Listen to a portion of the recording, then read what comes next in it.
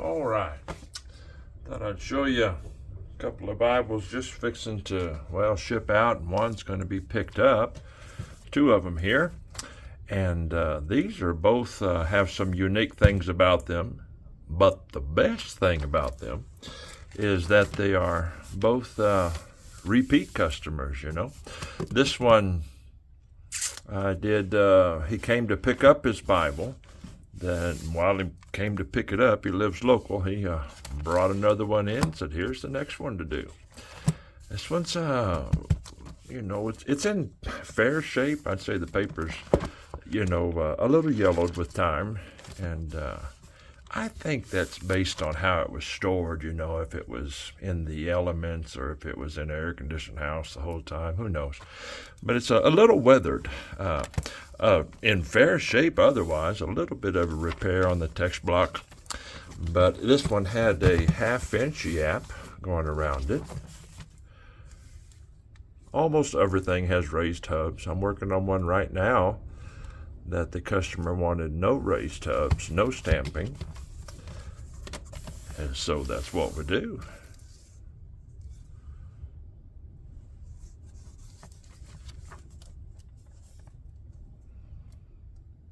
If you're wondering, those are, when they're single stitch, usually it's a 3/8 inch turnover. And when I double stitch them, I do a 1/2-inch turnover. Just gives, because there's nothing more nerve-wracking than missing that turnover when you're sewing. But that's pretty fair right there.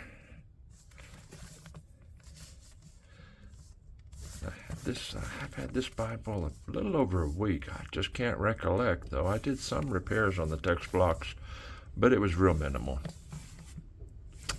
Next up on the list is a real thin Bible. This one wanted a full yap, and this was a repeat customer as well, a person that has mailed them to me. I did one for, and if you're wondering, you see me always doing that, they take some breaking in for the lay flat. The construction on these is that leather tab right there, and I try and do a fair amount of work thinning that so the break-in process is minimal. But this one sent me one just almost back-to-back. There's a couple of weeks between him receiving his, and if I remember correctly, this one was his son's. And it's only about a little over an inch thick.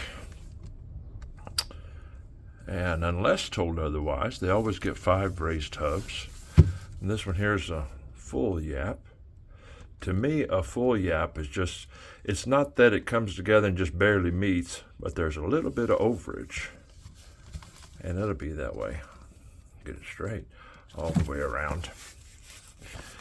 And anything over a 1/2 inch yap, I go ahead and form it with some saran wrap. Like, for instance, this one I finished 2 days ago, I think it was. Put the end sheets in, then let it set overnight. Make sure the glue's dry before you seal it up with saran wrap. And you wrap them, starts forming that yap. And then I take it off and take pictures, send to the customer, and then usually I'll wrap it back up again. This one, customer just told me he'll be a couple of days before he comes to get it, and I'll wrap it, and it'll sit for a couple more days. All it does is form that yap a little better.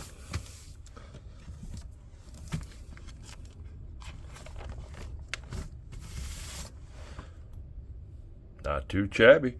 Oh, I didn't mention. Let me show you. Since we're just visiting. This is a black outside veg tan sheep, this is. And he wanted a navy blue. I believe that's showing up the distinction. A navy blue inside. And that's what my main navy blue I use right there. And I have a boatload of this navy blue. The other day I bought, to me a boatload's about a 6 hides. But yeah, turned out pretty good. All you gotta do, get you one.